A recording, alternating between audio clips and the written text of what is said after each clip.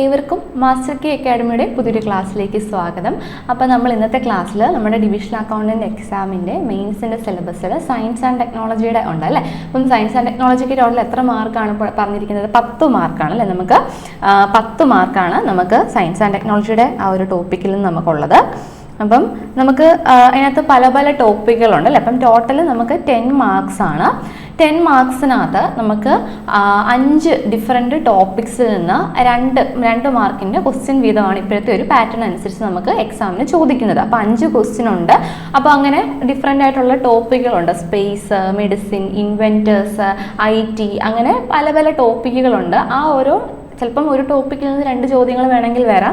ചിലപ്പോൾ ഓരോ ടോപ്പിക്കിൽ നിന്ന് ഓരോ രീതിയിലായിരിക്കും ക്വസ്റ്റ്യൻ വരുന്നത്. അപ്പോൾ നമുക്ക് ടോട്ടൽ 10 മാർക്സ് ആണ്. 5 ക്വസ്റ്റ്യൻ വെച്ച് 2 മാർക്കിന് 5 ക്വസ്റ്റ്യൻ വെച്ച് അങ്ങനെ ടോട്ടൽ 10 മാർക്സ് ആണുള്ളത്. അപ്പോൾ നമുക്കറിയാം ഡിസ്ക്രിപ്റ്റീവ് ടൈപ്പാണ് നമുക്ക് എഴുതേണ്ടത്. നേരത്തെ പോലത്തെ നമുക്ക് പ്രിലിംസിൻ്റെ പോലെയല്ല, നമുക്ക് 1 വേർഡ് ആയിട്ടുള്ളതല്ല.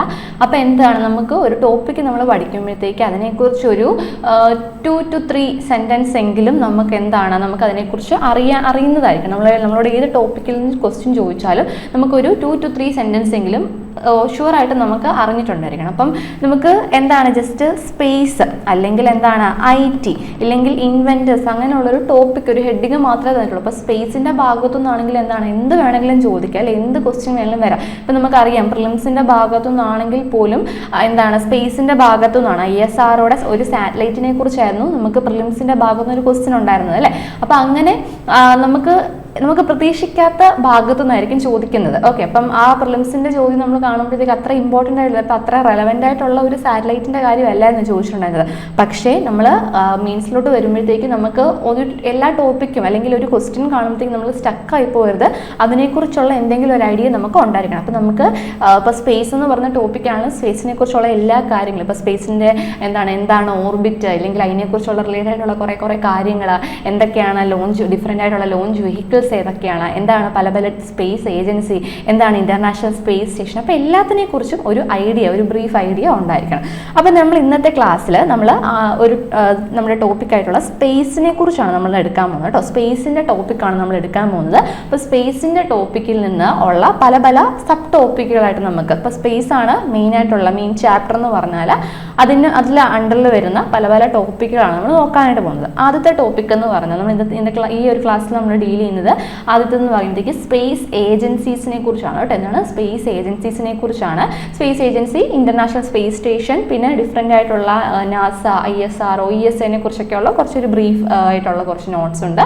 അതിനുശേഷം നമ്മൾ ഈ ഒരു സ്പേസിൻ്റെ റിലേറ്റഡ് ആയിട്ടുള്ള ഓർബിറ്റുകൾ, പല ടൈപ്പ് ഓഫ് ഓർബിറ്റുകൾ നമ്മൾ ഓൾറെഡി പ്രിലിംസിൻ്റെ ക്ലാസ്സിൽ അത് കണ്ടായിരുന്നു. ഇതിനകത്ത് കുറച്ചുകൂടെ ചില ഡീറ്റെയിൽസൂടെ കുറച്ചുകൂടെ ആഡ് ചെയ്തിട്ടുണ്ട് കേട്ടോ. അപ്പോൾ അങ്ങനെ നമുക്ക് ആ 2 ടോപ്പിക്കുകളായിരിക്കും. അപ്പം എന്താണ് സ്പേസിനെ കുറിച്ചുള്ള ജസ്റ്റ് ഒരു ഐഡിയ ആണ് ജസ്റ്റ് ഇന്നത്തെ ക്ലാസ് നമ്മൾ എടുക്കാനായിട്ട് പോകുന്നത് കേട്ടോ. അപ്പം നമുക്ക് നോക്കാം. അപ്പം ആദ്യമായിട്ട് വരുന്നതെന്ന് പറഞ്ഞാൽ സ്പേസ് ഏജൻസികളെ കുറിച്ചാണ് നമ്മൾ നോക്കുന്നത്. അപ്പോൾ അതിൽ തന്നെ ആദ്യമായിട്ട് നമുക്ക് എന്താണ് സ്പേസ് ഏജൻസി എന്ന് പറയുമ്പോഴത്തേക്ക്, ഇപ്പോൾ ഒരു രാജ്യത്തിൻ്റെ, അപ്പം വേണമെങ്കിൽ ഗവൺമെൻറ്റിൻ്റെ ഇൻ്റർവെൻഷനോടെ ഉള്ളതാകാം. അപ്പം നമ്മുടെ ISRO എന്ന് പറയുമ്പോഴത്തേക്ക് ഡിപ്പാർട്ട്മെന്റ് ഓഫ് സ്പേസ് ഏജൻസി അല്ലേ. ഡിപ്പാർട്ട്മെന്റ് ഓഫ് സ്പേസിന്റെ അണ്ടറിൽ അല്ലേ, ഡിപ്പാർട്ട്മെന്റ് ഓഫ് സ്പേസിന്റെ അണ്ടറിൽ ഫോം ചെയ്തിട്ടുള്ള, ആദ്യമേ ഡിപ്പാർട്ട്മെന്റ് ഓഫ് അറ്റോമിക് എനർജിയുടെ അണ്ടറിലായിരുന്നു, പിന്നീട് അത് ഡിപ്പാർട്ട്മെന്റ് ഓഫ് സ്പേസിന്റെ അണ്ടറിലായി മാറുകയായിരുന്നു. ഇൻകോസ്പാർ ആയിരുന്നു ആദ്യമേ, പിന്നെ അത് ISRO ആയിട്ട് മാറി. അപ്പം അങ്ങനെയുള്ള കുറച്ച് കാര്യങ്ങളുണ്ട്. നമ്മൾ ISRO നമ്മൾ ഡീറ്റെയിൽ ആയിട്ട് നമ്മൾ കാണുവേ.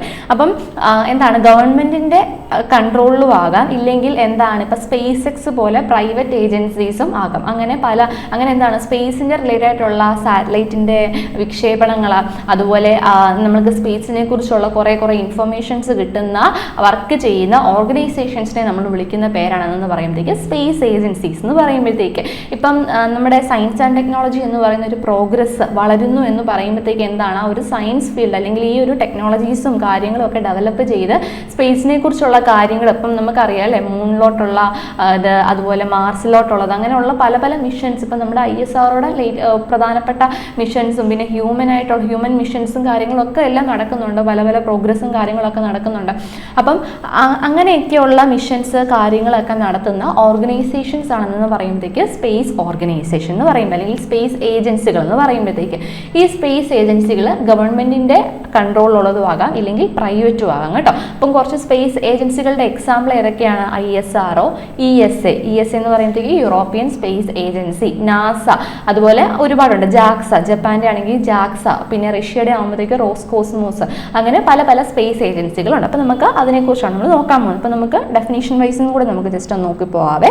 Space agencies are organisation. ഇപ്പം നമുക്ക് അറിയാം അല്ലേ, എന്തിൻ്റെ റിലേറ്റഡ് ആയിട്ടുള്ളതാണ്, സ്പേസിൻ്റെ റിലേറ്റഡ് ആയിട്ടുള്ള കാര്യങ്ങളെക്കുറിച്ചുള്ള മിഷൻസും കാര്യങ്ങളും, ഇല്ലെങ്കിൽ ഈ സ്പേസ് ഏജൻസികളുടെ അണ്ടറിൽ തന്നെ ഒരുപാട് സബ് ഓർഗനൈസേഷൻസുകളുണ്ട്. അപ്പം നമുക്ക് ISROയെ കുറിച്ച് നമ്മൾ നോക്കുമ്പോഴത്തേക്ക് അത് ഡീറ്റെയിൽ ആയിട്ട് നമുക്ക് പഠിക്കാം. അപ്പം എന്താ സ്പേസിൻ്റെ റിലേറ്റഡ് ആയിട്ടുള്ള മിഷൻസ് കാര്യങ്ങളൊക്കെ നടത്തുന്ന ഓർഗനൈസേഷൻസ് ആണ് സ്പേസ് ഏജൻസികൾ എന്ന് പറയുമ്പോഴത്തേക്ക്. ഇത് ഗവൺമെൻറ്റിൻ്റെ കൺട്രോളിലും ആകാം, അല്ലെങ്കിൽ പ്രൈവറ്റ് ആയിട്ടുള്ള രീതിയിലും ഉണ്ട്. അപ്പം space agencies are organization often government run dedicated to space related activities like exploration, research and technology development. അപ്പം എന്തിനു വേണ്ടിയിട്ടൊക്കെയാണ് നമ്മൾ ഈ സ്പേസിൽ ഓരോ മിഷൻസും കാര്യങ്ങളൊക്കെ നടത്തുന്നത്? ഓരോ കാര്യങ്ങൾ, പുതിയ പുതിയ കാര്യങ്ങൾ എക്സ്പ്ലോർ ചെയ്യാൻ വേണ്ടിയിട്ട്, വേറെ ഏതെങ്കിലും പ്ലാനറ്റ്സിൽ ലൈഫ് ഉണ്ടോ അങ്ങനെയുള്ള കാര്യങ്ങളൊക്കെ എക്സ്പ്ലോർ ചെയ്യാൻ വേണ്ടിയിട്ട്, ഇല്ലെങ്കിൽ നമ്മുടെ ചുറ്റും എന്താണ് നടക്കുന്നത് എന്നതിനെക്കുറിച്ച് അറിയാൻ വേണ്ടിയിട്ട്, അതുപോലെ റിസർച്ച് അല്ലേ, ഈ ഒരു മേഖല അല്ലെങ്കിൽ സ്പേസ് എന്ന് പറയുമ്പോഴത്തേക്ക് ഒരുപാട് റിസർച്ച് സ്കോപ്പുള്ള വലിയൊരു മേഖലയാണ് റിസർച്ച് എന്ന് പറയുമ്പോഴത്തേക്ക്, ഈ ഒരു സ്പേസ് എന്ന് പറയുമ്പോഴത്തേക്ക്. അതുപോലെ ടെക്നോളജി ഡെവലപ്മെന്റ് അല്ലേ, ടെക്നോളജി ഇപ്പം ഇപ്പം നമുക്കറിയാം, ഇപ്പോൾ ഒരു മിസൈൽ അല്ലെങ്കിൽ ഒരു സാറ്റലൈറ്റ് നമുക്ക് ലോഞ്ച് ചെയ്യണമെങ്കിൽ അതിൻ്റെ കുറേ കാര്യങ്ങൾ അല്ലേ, അതിൻ്റെ A to Z കാര്യങ്ങൾ എന്ന് പറയുമ്പോഴത്തേക്ക് അതിൻ്റെ ഓരോരോ ചെറിയ പാർട്സ് ഉണ്ടാക്കുന്നത് വരെ ഓരോരോ ടെക്നോളജി യൂസ് ചെയ്തിട്ടാണ്. ഇപ്പം ചിലപ്പം പോസിബിൾ അല്ലാത്ത മിഷൻസ് ഒക്കെ ഒരു 20 വർഷം അല്ലെങ്കിൽ 10 വർഷം കഴിയുമ്പോഴത്തേക്ക് പോസിബിൾ ആയിരിക്കും. അങ്ങനെ ടെക്നോളജി ഡെവലപ്പ് ആയിരുന്നു. അപ്പോൾ പല പല എക്സ്പ്ലോറേഷൻ, സ്പേസ് എക്സ്പ്ലോറേഷൻ, അതുപോലെ ടെക്നോളജി വികസിക്കാൻ വേണ്ടി, ടെക്നോളജി ഡെവലപ്മെന്റിന് വേണ്ടിയിട്ട്, പിന്നെ പല പല റിസർച്ച് മേഖലകൾക്കൊക്കെ വേണ്ടിയിട്ടാണ് ഈ ഒരു സ്പേസ് ഏജൻസീസ് വർക്ക് ചെയ്യുന്നത്. ഇത് ഓരോ ഓർഗനൈസേഷൻസ് ആണ്. ഒന്നെങ്കിൽ ഗവൺമെന്റിന്റെ കൺട്രോളായിരിക്കും, ഇല്ലെങ്കിൽ പ്രൈവറ്റ് ആയിട്ടുള്ളതും ഉണ്ട് കേട്ടോ. കൂടുതലും നമുക്ക് ഗവൺമെന്റിന്റെ കൺട്രോളിലുള്ള സ്പേസ് ഏജൻസികളെ കുറിച്ചാണ് നമുക്ക് നോക്കാനായിട്ടുള്ളത് കേട്ടോ. There are many space agencies worldwide. Some of them are ISO, NASA, ESA, etc. അപ്പം ഒരുപാട് സ്പേസ് ഏജൻസികളുണ്ട്. അപ്പോൾ സ്പേസ് ഏജൻസി എന്താണെന്നൊരു കൃത്യമായിട്ടൊരു ഐഡിയ നിങ്ങൾക്ക് കിട്ടിയെന്ന് വിചാരിക്കുന്നു. സ്പേസ് ഏജൻസിനെ കുറിച്ച് ഒരു 2-3 സെൻറ്റൻസ് എഴുതാൻ പറഞ്ഞാൽ എഴുതണം. എന്താണ് സ്പേസ് ഏജൻസി? ഒരു ഓർഗനൈസേഷനാണ് എന്തിനു വേണ്ടിയിട്ടാണ്, ഇങ്ങനെയുള്ള കാര്യത്തിന് വേണ്ടിയിട്ടാണ്. അത് ഗവൺമെൻറ്റിൻ്റെ കൺട്രോളിലും ആകാം, ഇല്ലെങ്കിൽ അല്ലാതെ പ്രൈവറ്റ് ആയിട്ടുള്ളതും ആകാം. പിന്നെ കുറച്ച് സ്പേസ് ഏജൻസികളുടെ പേരും കൂടെ എഴുതുക. ഓക്കെ, ഇനി നമ്മൾ ഒരെണ്ണമാണ് നോക്കുന്നത്, ഇൻ്റർനാഷണൽ സ്പേസ് സ്റ്റേഷൻ. അതിന് ശേഷമായിരിക്കും നമ്മുടെ കുറച്ച് സ്പേസ് ഏജൻസികളെ കുറിച്ച് നമ്മൾ നോക്കുന്നത് കേട്ടോ. അപ്പം international space station ISS, okay, full form നോക്കിക്കോളാം. ISS, international space station. ISS is a habitable artificial satellite. എന്താണ് habitable artificial satellite ആണ്. The single largest man-made structure in the low earth orbit. കേട്ടോ, നമ്മൾ ഓർബിറ്റിനെ കുറിച്ച് പഠിക്കുമ്പോഴത്തേക്ക് നമ്മൾ കാണും എന്താണ് ലോ എർത്ത് ഓർബിറ്റ്, എന്താണ് മീഡിയം എർത്ത് ഓർബിറ്റ്. അതായത് എർത്തിൽ നിന്ന് ഇത്ര ഡിസ്റ്റൻസ് ഉള്ളതാണ് ലോ എർത്ത് ഓർബിറ്റ്. അതിനേക്കാളും കുറച്ചുകൂടി വരുന്നതാണ് മീഡിയം എർത്ത് ഓർബിറ്റ്. കുറച്ചുകൂടെ വരുമ്പോഴത്തേക്ക് എന്താ പറയുക, ഹൈ എർത്ത് ഓർബിറ്റ്. അങ്ങനെ പല പല ക്ലാസിഫിക്കേഷൻ ഉണ്ട്. അപ്പോൾ ഈ ടേംസ് ഒക്കെ നമ്മൾ അവിടെ നോക്കും കേട്ടോ. അപ്പം ലോ എർത്തിൻ്റെ നമ്മുടെ ആ ഒരു എർത്ത് കഴിഞ്ഞതിന് ശേഷം ലോ എർത്ത് ഓർബിറ്റിലുള്ള ഒരു ഹാബിറ്റബിൾ ആയിട്ടുള്ള ആർട്ടിഫിഷ്യൽ സാറ്റലൈറ്റ് ആണ് എന്ന് പറയുമ്പോഴത്തേക്ക് ISS, ഇൻ്റർനാഷണൽ സ്പേസ് സ്റ്റേഷൻ. അപ്പോൾ what is international space station, ഇല്ലെങ്കിൽ right note on international space station കേട്ടോ. അപ്പോൾ അങ്ങനെ ചോദിച്ചാൽ എന്ത് എഴുതുക? International Space Station ISS is a habitable artificial satellite which is the single largest man-made structure which is placed in the low earth orbit. പിന്നെ എഴുതാം ഇപ്പോൾ നമ്മൾ അത് എന്തായിട്ടാണ് യൂസ് ചെയ്യുന്നത്? ഒരു റിസർച്ച് ലബോറട്ടറിയാണ്. റിസർച്ച് കാര്യങ്ങൾ ഇല്ലെങ്കിൽ പല പല ഒബ്സർവേഷൻസ് കാര്യങ്ങളൊക്കെ നടത്തുന്ന ഒരു റിസർച്ച് ലബോറട്ടറി ആണ് എന്ന് പറയുമ്പോഴത്തേക്ക് ഇന്റർനാഷണൽ സ്പേസ് സ്റ്റേഷൻ എന്ന് പറയുമ്പോൾ. It's first component was launched in the orbit in 1998. അപ്പം 1998 ഇതിൻ്റെ ഒരു ഫസ്റ്റ് കമ്പോണന്റ് ലോഞ്ച് നടക്കുന്നത്. പക്ഷേ ഒരു 1983 കാലഘട്ടം മുതൽ കേട്ടോ, ഒരു 1983 കാലഘട്ടം മുതൽ ഇതിൻ്റെ ഡിസൈനും കാര്യങ്ങളും, ഇല്ലെങ്കിൽ അതിനു മുൻപേ ഈ 1983 കാലഘട്ടം ആ ഒരു ടൈം തൊട്ട് ഇതിൻ്റെ ഒരു ഡിസൈൻ എങ്ങനെയായിരിക്കണം അതിനെക്കുറിച്ചുള്ള ചർച്ചകളും കാര്യങ്ങളും ഒക്കെ നടത്തിയിട്ടുണ്ടായിരുന്നു. അതിനു മുൻപ് തന്നെ ഇതിൻ്റെ പ്ലാനിങ് ഒക്കെ സ്റ്റാർട്ട് ചെയ്തിട്ടുണ്ടായിരുന്നു. അപ്പം 1983 കാലഘട്ടം തൊട്ട് ഇതിൻ്റെ ഡിസൈൻ എങ്ങനെയായിരിക്കണം അങ്ങനെയുള്ള കാര്യങ്ങളെക്കുറിച്ചുള്ള ഡിസ്കഷൻസും കാര്യങ്ങളും ഒക്കെ ഉണ്ടായിരുന്നു. പക്ഷേ 1998 ഫസ്റ്റ് ഇതിൻ്റെ ഒരു കമ്പോണന്റ് അവിടെ ലോഞ്ച് ചെയ്യുന്നത്, ലോ എർത്ത് ഓർബിറ്റിൽ ലോഞ്ച് ചെയ്യുന്നത് കേട്ടോ. It സർക്കിൾസ് ദ എർത്ത് റഫ്ലി 93 മിനിറ്റ്സ്. ഓക്കെ, 93 മിനിറ്റ്സ് ആണ് എന്ത് ചെയ്യുന്നത്, റൊട്ടേറ്റ് ചെയ്യുന്നത്. കംപ്ലീറ്റ്സ് അപ്രോക്സിമേറ്റ്ലി 16 അല്ലെങ്കിൽ 15, കറക്റ്റ് വരുമ്പോഴത്തേക്ക് 15.5 ഓർബിറ്റ്സ് ആണ് ഒരു ഡേ എന്ത് ചെയ്യുന്നത്, റൊട്ടേറ്റ് ചെയ്യുന്നത്. അപ്പം ഓർക്കുക, അപ്രോക്സിമേറ്റ്ലി 16 അല്ലെങ്കിൽ 15, കറക്റ്റ് വരുമ്പോഴത്തേക്ക് 15.5 എന്ന് എഴുതാം കേട്ടോ. അപ്പം 93 മിനിറ്റ്സ്, ഈ ഒരു രണ്ട് വാല്യൂസ് ഓർത്ത് വെച്ചോളുക. 93 മിനിറ്റ്സ് ആണ് ഇത് ചെയ്യുന്നത്. അതുപോലെ എത്രയാണ് ഏകദേശം ഒരു ദിവസം എത്ര ഓർബിറ്റ്സ് ആണ് ഇത് ചെയ്യുന്നത്, 15.5 ആണ് കേട്ടോ. അപ്രോക്സിമേറ്റ്ലി 16 അല്ലെങ്കിൽ കറക്റ്റ് ആക്യുറേറ്റ് ആയിട്ട് എഴുതുമ്പോഴത്തേക്ക് 15.5 എന്ന് എഴുതാം. അപ്പം ഇന്റർനാഷണൽ സ്പേസ് സ്റ്റേഷൻ എന്ന് പറയുമ്പോഴത്തേക്ക് എന്താണ്, ഒരു ഹാബിറ്റബിൾ ആയിട്ടുള്ള ആർട്ടിഫിഷ്യൽ സാറ്റലൈറ്റ് ആണ്. ഇത് എന്താണ്, single largest manmade structure in the low which is placed in the low earth orbit. It is meant for എന്താണ്, റിസർച്ച് ലബോറട്ടറി അല്ലെങ്കിൽ മെനി റിസർച്ച് പർപ്പസസ് അല്ലെങ്കിൽ റിസർച്ച് ആയിട്ടുള്ള കാര്യങ്ങളൊക്കെ നടക്കുന്നുണ്ട് അവിടെ. അപ്പം ഇതിൻ്റെ ഒരു ഡിസ്കഷൻസും കാര്യങ്ങളും ഒക്കെ 90s തൊട്ട് സ്റ്റാർട്ട് ചെയ്തിട്ടുണ്ടായിരുന്നു. ഇതിൻ്റെ ഡിസൈനും കാര്യങ്ങളെക്കുറിച്ചുള്ള ഡിസ്കഷൻസും കാര്യങ്ങളും ഒക്കെ 1983 തൊട്ടാണ് സ്റ്റാർട്ട് ചെയ്തത്. ഇതിൻ്റെ ഒരു ഫസ്റ്റ് കമ്പോണൻറ്റ് ലോഞ്ച് നടന്നത് എന്നാണ് 1998 ഇതിൻ്റെ ഒരു ഫസ്റ്റ് കമ്പോണൻറ്റ് ലോഞ്ച് നടക്കുന്നത്. അതുപോലെ ഇതിൻ്റെ എത്രയാണ് ഇതിൻ്റെ ഒരു ടൈം മിനിറ്റ് എന്ന് പറയുമ്പോഴത്തേക്ക് 93 മിനിറ്റ്സ് ആണ് ഇത് റൊട്ടേറ്റ് ചെയ്യുന്നത്. ഒരു ദിവസം ഏകദേശം അപ്രോക്സിമേറ്റ്ലി എത്രയാണ്, 16 ആണ് ഇതിൻ്റെ ഓർബിറ്റ്സ് പെർ ഡേ, അല്ലെങ്കിൽ കറക്റ്റ് അക്യുറേറ്റ് ആയിട്ട് പറയുവാണെങ്കിൽ 15.5 എന്ന് നമുക്ക് പറയാം.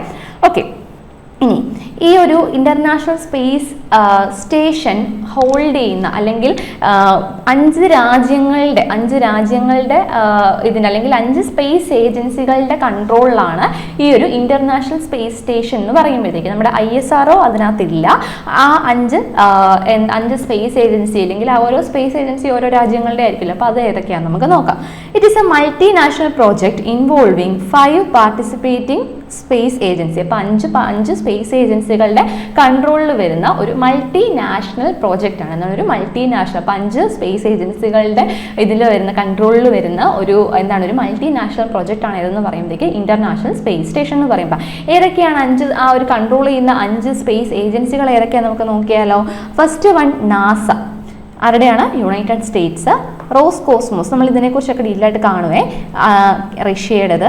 JAXA, Japan. അതുപോലെ ESA, യൂറോപ്പ്. CSA, Canada. അപ്പോൾ ഈ ഒരു 5 സ്പേസ് ഏജൻസികളുടെ കൺട്രോളിലാണ് ഈ ഒരു മൾട്ടിനാഷണൽ പ്രോജക്റ്റ് ആയിട്ടുള്ള ഇന്റർനാഷണൽ സ്പേസ് സ്റ്റേഷൻ കേട്ടോ. അപ്പോൾ അത് ഓർത്ത് വെച്ചോളൂ. അപ്പോൾ ഇന്റർനാഷണൽ സ്പേസ് സ്റ്റേഷനെ കുറിച്ച് ഒരു നോട്ട് പ്രിപ്പയർ ചെയ്യാൻ പറഞ്ഞാൽ ഇതൊക്കെ ഇൻക്ലൂഡ് ചെയ്യണം.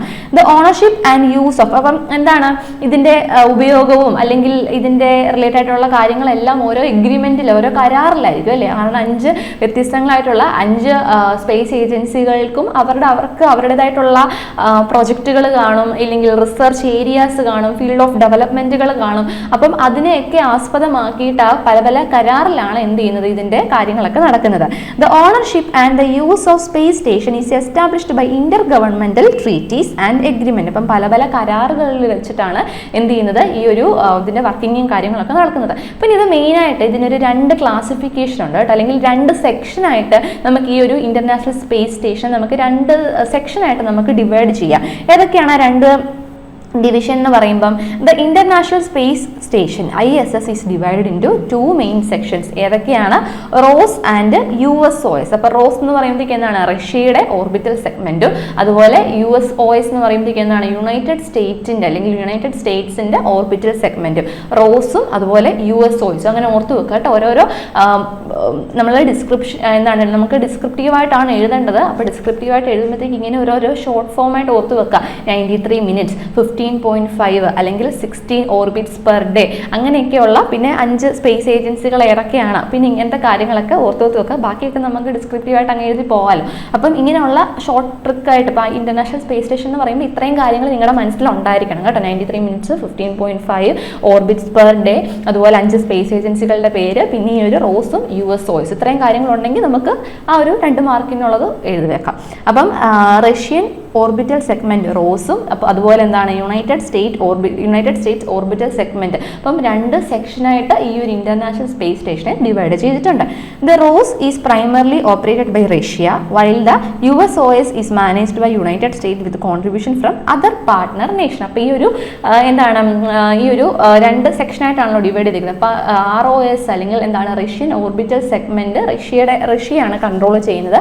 അതേസമയം USOS യുണൈറ്റഡ് സ്റ്റേറ്റ്സ് ആണ് മെയിൻ കൺട്രോൾ ചെയ്യുന്നത്. ബാക്കി പാർട്ട്ണർഷിപ്പിലുള്ള ബാക്കി രാജ്യങ്ങളും എന്ത് ചെയ്യുന്നുണ്ട്, ഇതിനകത്ത് ഇൻക്ലൂഡഡ് ആണ്. കാരണം യുണൈറ്റഡ് സ്റ്റേറ്റ്സിൻ്റെ സ്പേസ് ഏജൻസി നാസ എന്ന് പറയുമ്പോഴത്തേക്ക് വളരെ അഡ്വാൻസ്ഡ് ആയിട്ടുള്ള ഒരുപാട് സക്സസ്ഫുൾ ആയിട്ടുള്ള മിഷൻസും കാര്യങ്ങളൊക്കെ നടത്തുന്ന ഒരു നല്ലൊരു സ്പേസ് ഏജൻസിയാണ്. ബാക്കി മോശമാണെന്നല്ല, എല്ലാ സ്പേസ് ഏജൻസികൾക്കും അവരുടേതായിട്ടുള്ള ലക്ഷ്യങ്ങളും കാര്യങ്ങളും ഒക്കെ ഉണ്ട്.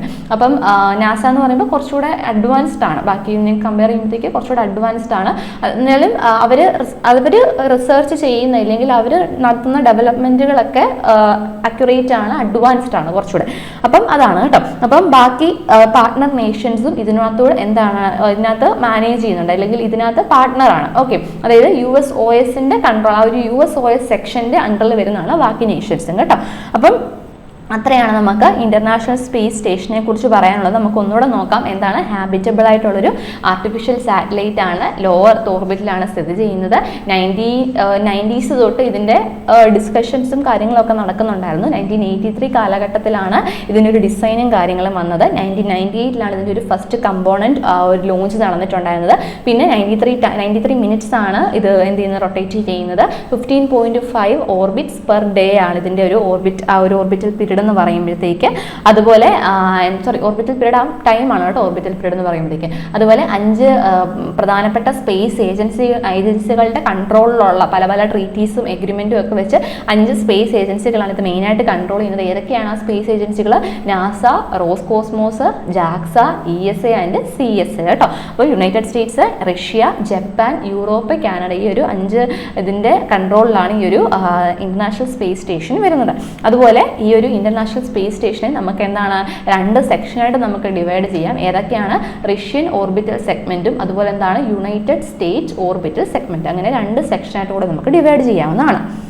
അപ്പം ഇന്റർനാഷണൽ സ്പേസ് സ്റ്റേഷനെ കുറിച്ച് ഓർക്കുമ്പോഴത്തേക്ക് എന്തൊക്കെയാണ് ഞാൻ പറഞ്ഞു, മെയിനായിട്ടുള്ള പോയിന്റുകൾ മാത്രം ഓർത്ത് വെക്കുക, ബാക്കി ഓൺ വേർഡ്സിൽ ഡിസ്ക്രൈബ് ചെയ്ത് എഴുതുക. ആ ഒരു ഇപ്പം നിങ്ങൾ നോട്ട് പ്രിപ്പയർ ചെയ്യുമ്പോഴത്തേക്കാണല്ലോ അങ്ങനെ എന്താണ് ഒരു 4 പോയിന്റ് എഴുതി വെക്കുക. 4 പോയിന്റ് ഇപ്പം 93 minutes, 15.5 orbits per day, low earth ഓർബിറ്റിലാണ്. അപ്പം LEO അതിൻ്റെ ഒരു ഷോർട്ട് ഫോം ഉണ്ട്. നമ്മൾ ഓർബിറ്റ്സിനെ കുറിച്ച് പഠിക്കുമ്പോഴത്തേക്ക് നമുക്ക് കാണാം LEO. അപ്പം അങ്ങനെയുള്ള ഷോർട്ട് ഫോം വെച്ചിട്ട് ഓർത്ത് വെക്കുക കേട്ടോ. ഓക്കെ, ഇനി നമ്മൾ പ്രധാനപ്പെട്ട കുറച്ച് സ്പേസ് ഏജൻസികളെ കുറിച്ചാണ് നമ്മൾ നോക്കുന്നത്. ഏറ്റവും പ്രധാനപ്പെട്ട കുറച്ച് സ്പേസ് ഏജൻസികളെ കുറിച്ചാണ് നമ്മൾ നോക്കുന്നത്. നമ്മളിവിടെ ISROനെ കുറിച്ച് ഒരുപാട് ഡീറ്റെയിൽ ആയിട്ട് നമ്മൾ കാണുന്നില്ല, കാരണം ISROനെ കുറിച്ച് നമുക്ക് ഓൾറെഡി പഠിക്കാനുണ്ട്, ഒരു ഡീറ്റെയിൽ ആയിട്ട് തന്നെ നമ്മൾ കാണുന്നുണ്ട്. അതിൻ്റെ എല്ലാ മിഷൻസും നമ്മൾ പഠിക്കുന്നുണ്ട്. എല്ലാ മിഷൻസും നമ്മൾ എങ്ങനെയാണ്, ഇപ്പം ചന്ദ്രയാനെ കുറിച്ച് പഠിക്കുവാണെങ്കിൽ 1, 2, 3 ഒരുമിച്ചായിരിക്കും പഠിക്കുന്നത്. ഓക്കെ, അപ്പം ചിലപ്പം ഒരു മിഷൻ അല്ലെങ്കിൽ ഒരു മിഷൻ്റെ പല പാർട്ടുകൾ കാണുമല്ലോ. ഇപ്പം IRS 1A 1B അങ്ങനെ പലത് കാണും. ചിലത് എന്തായിരിക്കും സക്സസ്ഫുൾ ആയിരിക്കും, ചിലത് എന്തായിരിക്കും അൺസക്സസ്ഫുൾ ആയിരിക്കും. അപ്പം അങ്ങനെ എല്ലാത്തിനെ കുറിച്ച് നമ്മൾ എന്ത് ചെയ്യുന്നുണ്ട്, ഒരു അനാലിസിസ്. അപ്പോൾ ഒരു സെക്ഷൻ അല്ലെങ്കിൽ ഒരു മിഷനിലുള്ള പല പാർട്ടുകൾ നമ്മൾ ഒരുമിച്ചായിരിക്കും പഠിക്കുന്നത് കേട്ടോ. അപ്പം അതുകൊണ്ട് നമുക്ക് ISROനെ കുറിച്ച് നമുക്ക് ഡീറ്റെയിൽ ആയിട്ട് കാണാനുണ്ട്. അപ്പോൾ ജസ്റ്റ് ഇവിടെ ഒരു ബ്രീഫ് നമുക്ക് നോക്കാം. ISRO എന്താണ് ഫുൾ ഫോം വരുന്നത്? Indian space research organisation. ISROയുടെ ഫുൾ ഫോം എന്താണ് വരുന്നത്? Indian space research organisation. Headquarters എവിടെയാണ് വരുന്നത്? ബാംഗ്ലൂരിലാണ് അല്ലേ, ബാംഗ്ലൂരിലാണ് ഇതിൻ്റെ ഹെഡ് ക്വാർട്ടേഴ്സ് വരുന്നത്. ഇത് എന്നാണ് ഫോം ചെയ്തത്? 1969 ഓഗസ്റ്റ് 15 നമ്മുടെ ഇൻഡിപെൻഡൻസ് ഡേയുടെ അന്നാണ്. അപ്പം 1969 ഇയർ മാറ്റമുണ്ട്. അത് ഞാൻ പറഞ്ഞത് ഡേറ്റും മന്തുമാണ്. August 15, 1969 ISRO രൂപീകൃതമാകുന്നത്. പക്ഷേ ISROയ്ക്ക് മുൻപ് ഉണ്ടായിരുന്നതാണെന്ന് പറഞ്ഞാൽ ഇൻകോസ്പാർ എന്ന് പറഞ്ഞാൽ അത് 1962 അത് ഫോം ചെയ്യുന്നത് കേട്ടോ. ഇതിനെക്കുറിച്ച് നമുക്ക് ഡീറ്റെയിൽ ആയിട്ട് കാണാം. അതിൻ്റെ ഒരു ഹിസ്റ്ററിയും ഡെവലപ്മെൻറ്റും അതിൻ്റെ ഓർഗനൈസേഷൻസ് ഒക്കെ നമുക്ക് കാണാം. അപ്പം ഇത്രയും അറിഞ്ഞിരിക്കും ഇപ്പം തൽക്കാലത്തേക്ക്. ISRO എന്താണ് ഫുൾ ഫോം എന്താണ്? Indian space research organisation. Headquarters എവിടെയാണ് വരുന്നത്? ബാംഗ്ലൂരിലാണ് ഇതിൻ്റെ ഹെഡ് ക്വാർട്ടേഴ്സ് വരുന്നത്. എന്നാണ് ഫോം ചെയ്യുന്നത്? 1969 ഓഗസ്റ്റ് 15 ഇത് ഫോം ചെയ്യുന്നത്. അതുപോലെ ഇതിന് മുൻപുണ്ടായിരുന്ന അല്ലെങ്കിൽ ISROയ്ക്ക് മുൻപ് ഫോം ചെയ്തിട്ടുള്ള സ്പേസ് റിലേറ്റഡ് ആയിട്ടുള്ള ഏതാണ്? ഇൻകോസ്പാർ ആണ്. അതെന്നാണ് 1962 കേട്ടോ. അടുത്തത് നമുക്ക് നോക്കാം നാസ. എന്താണ് നാസ? അപ്പോൾ എന്താണ് യുണൈറ്റഡ് സ്റ്റേറ്റ്സിൻ്റെ അല്ലേ, യുണൈറ്റഡ് സ്റ്റേറ്റ്സ് ഓഫ് അമേരിക്കയുടെയാണ് നാസ സ്പേസ് ഏജൻസി. നാസയുടെ ഫുൾ ഫോം എന്താണ്? National aeronautics and space administration. എന്താണ്? National aeronautics and space administration എന്നാണ് ഫുൾ ഫോം വരുന്നത്. NASA is a space agency of the United States. പോയിട്ടുണ്ട് യുണൈറ്റഡ് സ്റ്റേറ്റ്സ് ഓഫ് അമേരിക്ക. അപ്പോൾ United States of അമേരിക്കയുടെ space agency ആണെന്ന് പറയുമ്പോഴത്തേക്ക് NASA എന്ന് പറയുമ്പോഴത്തേക്ക് NASA explores the unknown in air and space, innovates for the benefit of humanity and inspires the world through discovery. ഇപ്പം നമ്മൾ official സൈറ്റിൽ നിന്ന് തന്നെ എടുത്തിട്ടുള്ള ഒരു സെൻറ്റൻസ് ആണ്. നാസാനെ കുറിച്ച് അവരുടെ തന്നെ ഒരു ഡിസ്ക്രിപ്ഷനാണ്. അപ്പം ജസ്റ്റ് ഒന്ന് അറിഞ്ഞിരിക്കുക എന്തൊക്കെയാണ് നാസ എക്സ്പ്ലോർ ചെയ്യുന്നത്. The unknown in air and space. അപ്പം സ്പേസിലും എയറിലും അറിയാൻ മേലാത്ത അല്ലെങ്കിൽ ഇന്ന് വരെ ആരും എക്സ്പ്ലോർ ചെയ്യാത്ത പല കാര്യങ്ങളെക്കുറിച്ചുള്ള എക്സ്പ്ലോറേഷൻ. അതുപോലെ innovates for the benefit of humanity. അപ്പം മനുഷ്യൻ്റെ ഒരു പ്രോസസ്സ് അല്ലെങ്കിൽ ഹ്യൂമൻ ലൈഫിന് നേട്ടം ഉണ്ടാക്കുന്ന രീതിയിലുള്ള കണ്ടുപിടുത്തങ്ങൾ അല്ലെങ്കിൽ അതിന് പറ്റിയിട്ടുള്ള പല പല ഡെവലപ്മെൻറ്റുകളും കാര്യങ്ങളും. And inspires the world through there discovery. അപ്പോൾ എന്താണ് ഹ്യൂമൻ ലൈഫിന് എന്താണ് പ്രോഗ്രസ് ഉണ്ടാക്കുന്ന രീതിയിലുള്ള എന്താണ് സ്പേസിൽ നമുക്ക് അൺനോൺ ആയിട്ടുള്ള പല കാര്യങ്ങളെക്കുറിച്ചും എന്ത് ചെയ്യുക, കണ്ടുപിടിക്കുക, അങ്ങനെ എന്ത് ചെയ്യുക, ലോകത്തെ അതിശയിപ്പിക്കുക. അതാണ് എന്ത് ചെയ്യുന്നത് നാസയുടെ ഒരു ഒരു മിഷൻ എന്നൊന്നും നമുക്ക് പറയാൻ പറ്റില്ല. നാസ എന്ന് പറയുമ്പോഴേക്ക് അങ്ങനെയാണ് ഒരു ഡെഫിനിഷൻ വരുന്നത്. ഹെഡ് ക്വാർട്ടേഴ്സ് എവിടെയാണ് വരുന്നത്? വാഷിംഗ്ടൺ DC-യിലാണ്. USA-ലെ വാഷിംഗ്ടൺ DC-യിലാണ് ഇതിൻ്റെ ഹെഡ് ക്വാർട്ടേഴ്സ് വരുന്നത് കേട്ടോ. ഇതിൻ്റെ ഫൗണ്ടർ ആരാണ്? പ്രസിഡന്റ് ഡ്വിറ്റ് ഡി ഐസൻഹവർ ആണ് ഇതിൻ്റെ ഫൗണ്ടർ. ഇതെന്നാണ് ഫോം ചെയ്യുന്നത്? 1958 ജൂലൈ 29. അപ്പം നമ്മുടെ ISRO ഫോം ചെയ്യുന്നതിന് മുൻപാണ് നാസ രൂപീകൃതമായിട്ടുള്ളത് കേട്ടോ. ജൂലൈ 29, 1958 ഇത് രൂപീകൃതമായിട്ടുള്ളത്. ഹി സൈൻഡ്, അപ്പം ആ ഒരു president he signed the national aeronautics and space act of 1958 into law on July 29, creating NASA. അപ്പോൾ എന്താണ് national aeronautics and space act 1958 national aeronautics and space act July 29 അദ്ദേഹം sign ചെയ്തു, ഒപ്പുവെച്ച് അങ്ങനെ NASA എന്ത് ചെയ്തു? നാസ പിറവി കൊണ്ടു. അപ്പം ജൂലൈ 29, 1958 നാസ ഫോം ചെയ്യുന്നത്. The agency open four business on October 1, 1958. അപ്പോൾ ജൂലൈ 29, 1958 ഇത് ഫോം ചെയ്യുന്നത്. പക്ഷെ അതിൻ്റെ പ്രോസസ്സും കാര്യങ്ങളും അല്ലെങ്കിൽ അതിൻ്റെ ഒരു അതിൻ്റെ പല പല കാര്യങ്ങളൊക്കെ സ്റ്റാർട്ട് ചെയ്ത് വന്നത് എന്നാണ് October 1, 1958 കേട്ടോ. ഇതിൻ്റെ ഇപ്പോഴത്തെ അഡ്മിനിസ്ട്രേറ്റേഴ്സിനെ നമുക്കൊന്ന് നോക്കാം. ജാനറ്റ് പെട്രോ ആണ് ഇപ്പോഴത്തെ അഡ്മിനിസ്ട്രേറ്റർ നാസയുടെ. Who is the administrator? അങ്ങനെ ചോദിക്കില്ല, എന്നാലും നാസയെ കുറിച്ച് എഴുതാൻ ചോദിക്കുമ്പോൾ അതിൻ്റെ അഡ്മിനിസ്ട്രേറ്ററിനെ കുറിച്ച് മെൻഷൻ ചെയ്യുന്നത് നന്നായിരിക്കും. അപ്പം നാസയുടെ ഇപ്പോഴത്തെ അഡ്മിനിസ്ട്രേറ്റർ ആരാണ്? ജെയ്നറ്റ് പെട്രോ ആണ്. 2025 ജനുവരി 20 അപ്പോയിൻമെൻറ്റ് നടന്നിട്ടുണ്ടായിരുന്നത്. അപ്പം അന്ന് തൊട്ടാണ് ചാർജ് എടുത്തിട്ടുള്ളത്. ഇപ്പോഴും ആ ഒരു പൊസിഷനിൽ തുടരുന്നു കേട്ടോ. അപ്പം നമ്മുടെ ISROയുടെയും അപ്പോയിൻമെൻറ്റ് ഈ വർഷമായിരുന്നല്ലോ. ജനുവരി 15 തൊട്ടാണ് വി നാരായണൻ ISROയുടെ 11th ചെയർമാനായിട്ട് എന്ത് ചെയ്യുന്നത്, ഇപ്പം റൂൾ ചെയ്ത് പോകുന്നത്. അപ്പം നാസയുടെയും ഈ വർഷം തന്നെയായിരുന്നു അപ്പോയിൻമെൻറ്റ്. അപ്പോൾ അങ്ങനെ ഓർത്ത് വെക്കാം കേട്ടോ. അപ്പോൾ ഇവിടെ ഓർക്കുക, ജെയ്നറ്റ് പെട്രോ ജനുവരി 20, 2025 പവറിലോട്ട് വരുന്നത്. ഇപ്പോഴും ആ ഒരു പൊസിഷനിൽ തുടരുന്നുണ്ട്. ഇതിന് മുൻപ് ഉണ്ടായിരുന്നത് ആരായിരുന്നു? ബിൽ നെൽസൺ ആയിരുന്നു കേട്ടോ. ബിൽ നെൽസൺ May 3, 2021 തൊട്ട് ജനുവരി 20, 2025 വരെയായിരുന്നു അദ്ദേഹത്തിൻ്റെ ആ ഒരു പീരീഡ് എന്ന് പറയുമ്പോഴത്തേക്ക്. അത് കഴിഞ്ഞിട്ട് വന്ന അഡ്മിനിസ്ട്രേറ്റഡ് ആണ് ആര്? ജെയ്നറ്റ് പെട്രോ കേട്ടോ. അപ്പോൾ ഓർത്ത് വെക്കുക. നാസയെ കുറിച്ചാണ് നമ്മൾ കണ്ടത്. നാസ ഫുൾ ഫോം എന്താണ്? National aeronautics and space administration ആണ് ഫുൾ ഫോം വരുന്നത്. യുണൈറ്റഡ് സ്റ്റേറ്റ്സ് ഓഫ് അമേരിക്കയുടെ സ്പേസ് ഏജൻസിയാണ്. ഹെഡ് ക്വാർട്ടേഴ്സ് വരുന്നത് വാഷിംഗ്ടൺ DC-യിലാണ്. ഇതിൻ്റെ ഫൗണ്ടർ ആരാണ്? പ്രസിഡന്റ് ഡ്വൈറ്റ് ഡി ഐസൻഹോവർ ആണ് ഇതിൻ്റെ ഫൗണ്ടർ. ഇത് national aeronautics and space act of 1958 July 29 അദ്ദേഹം ഒപ്പുവെച്ചു. അങ്ങനെ നാസ ജൂലൈ 29, 1958 ഫോം ചെയ്യുകയുണ്ടായി. അതുപോലെ പക്ഷേ ഇതിൻ്റെ പ്രവർത്തനങ്ങളും കാര്യങ്ങളും ഒക്കെ ഓപ്പണായി വന്നത് 1958 October 1 ജെയ്നറ്റ് പെട്രോ ആണ് ഇപ്പോഴത്തെ അഡ്മിനിസ്ട്രേറ്റർ. നാസയുടെ ഇപ്പോഴത്തെ അഡ്മിനിസ്ട്രേറ്റർ ജെയ്നറ്റ് പെട്രോ ആണ്. ഇതിന് മുൻപുണ്ടായിരുന്ന അഡ്മിനിസ്ട്രേറ്റർ ആരായിരുന്നു? ബിൽ നെൽസൺ ആയിരുന്നു കേട്ടോ. അപ്പോൾ ഓർത്ത് വെക്കാം. അടുത്തത് യൂറോപ്യൻ സ്പേസ് ഏജൻസി ESA കുറിച്ചാണ് നമ്മൾ നോക്കാൻ പോകുന്നത്. European space agency. അപ്പോൾ ESAയുടെ full form European space agency. ഇതിൻ്റെ ഹെഡ് ക്വാർട്ടേഴ്സ് എവിടെയാണ് വരുന്നത്? പാരീസിലാണ് കേട്ടോ. ഫ്രാൻസിലെ പാരീസിലാണ് ഇതിൻ്റെ ഹെഡ് ക്വാർട്ടേഴ്സ് വരുന്നത്. ദ ESA കൗൺസിൽ എന്താണ്? ESA council. The ESA governing body. The council is responsible for drawing up Europe space activities and ensuring the long term funding of the activities. അപ്പോൾ ESA കൗൺസിലാണ് ഇതിൻ്റെ, അതായത് European space ഏജൻസിയുടെ governing body എന്ന് പറയുന്നത്. അപ്പം space related ആയിട്ടുള്ള activity, അതിൻ്റെ കാര്യങ്ങൾ, ഫണ്ടിങ്, അതിൻ്റെ എല്ലാം തീരുമാനങ്ങൾ എടുക്കുന്നത് ആരാണ്? ESA കൗൺസിലാണ് കേട്ടോ.